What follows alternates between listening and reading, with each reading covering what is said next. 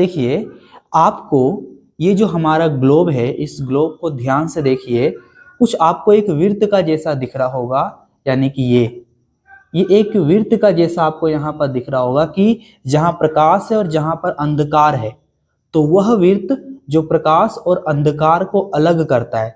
ये जो छाया है, ये क्या कर रहा है?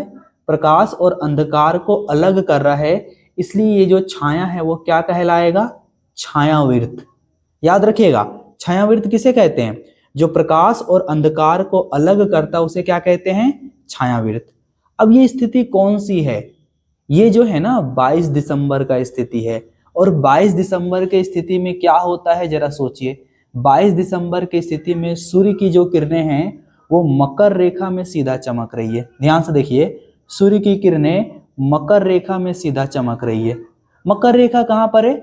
मकर रेखा भाई दक्षिणी गोलार्ध में है, यानी कि सूर्य की किरणें दक्षिणी गोलार्ध में सीधा चमक रही है। और दक्षिणी गोलार्ध का ये जो हिस्सा आपको दिख रहा है, अंटार्कटिक का हिस्सा जो आपको दिख रहा है, यहाँ पर तो अगर हमारी पृथ्वी घूम भी रही है तो मैक्सिमम जगहों में यानी कि दिन ही हो रहा है। भाई नीचे तो रात का पता ही नहीं चल रहा है कि रात हो रहा है। देखो दिन ही हो रहा है ना, दिन ही हो रहा है। इसका मतलब जब सूर्य की किरणें दक्षिणी गोलार्ध में सीधा पड़ती है तो जो दक्षिणी ध्रुव होता है, ये जो दक्षिणी ध्रुव है, यहाँ पर क्या रहता है? दिन रहता है। और इसके अपोजिट उत्तरी ध्रुव में देखिए, ऊपर में क्या आपको दिख रहा है? ऊपर वाले ध्रुव दिख भी नहीं रहा होगा, यानी वहां पर हमेशा क्या है? रात ही है। पृथ्वी घूम रही है, दिन वाली स्थिति में आ रही है, फिर भी ऊपर में क्या होगा? रात होगा। ऐसा क्यों हो रहा है? ऐसा हो रहा है हमारे पृथ्वी के झुकाव के कारण। अब हम लोग देखते हैं कि जब हमारी पृथ्वी 22 दिसंबर से 21 मार्च को जाती है तो क्या होता है? ठीक है, यानी कि दक्षिणी गोलार्ध में सीधा पड़ रहा था, अब सूर्य के लाइट किधर जाएगा? धीरे धीरे भूमध्य रेखा की तरफ। तब देखते हैं हमारी पृथ्वी किस तरह के दिखेगी।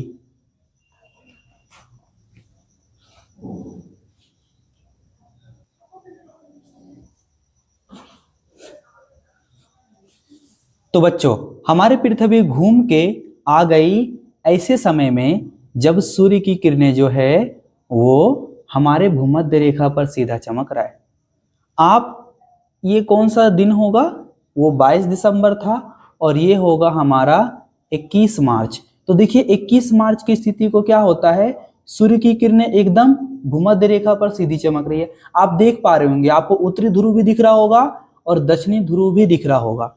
उत्तरी ध्रुव भी दिख रहा होगा, दक्षिणी ध्रुव भी दिख रहा होगा। यानी कि 21 मार्च को क्या होता है? सूर्य की किरणें एकदम सीधी सीधी भूमध्य रेखा पर पड़ती है। भूमध्य रेखा के ऊपर वाले गोलार्ध को बोलते हैं उत्तरी गोलार्ध, और भूमध्य रेखा के नीचे वाले गोलार्ध को क्या बोलते हैं? दक्षिणी गोलार्ध। उत्तरी गोलार्ध और दक्षिणी गोलार्ध में 12 घंटा का दिन और 12 घंटा का क्या होगा? रात होगा। ऊपर भी 12 घंटा का दिन, 12 घंटा का रात, नीचे भी 12 घंटा का दिन, 12 घंटा का रात।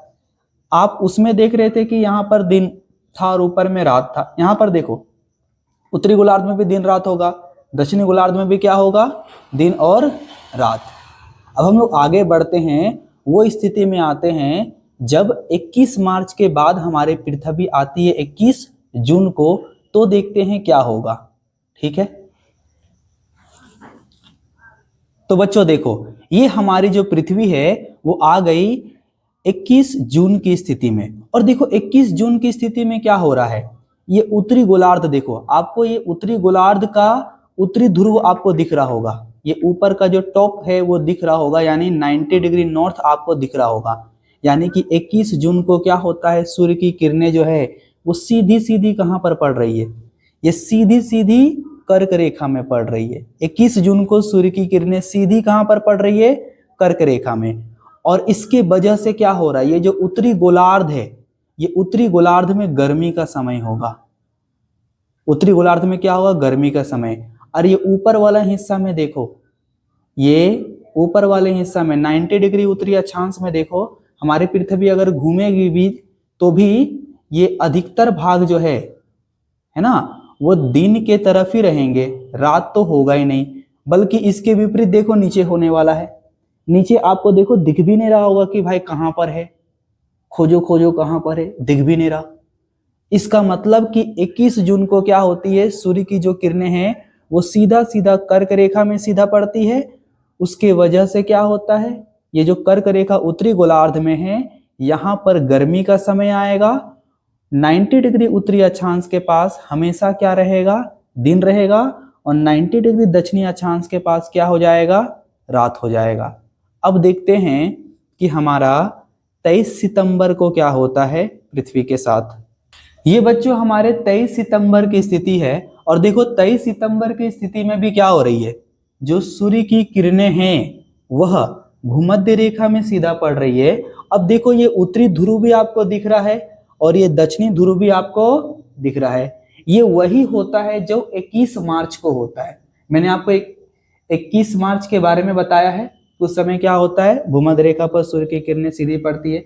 23 सितंबर में भी सेम भूमध्य रेखा पर सूर्य की किरणें सीधी पड़ी, और उत्तरी गोलार्ध में 12 घंटा का दिन 12 घंटा का रात, दक्षिणी गोलार्ध में भी 12 घंटा का दिन 12 घंटा का रात होता है ना। तो ये रहा हमारा आज का एक्सपेरिमेंट। अब नेक्स्ट एक्सपेरिमेंट नेक्स्ट क्लास में करते हैं। धन्यवाद।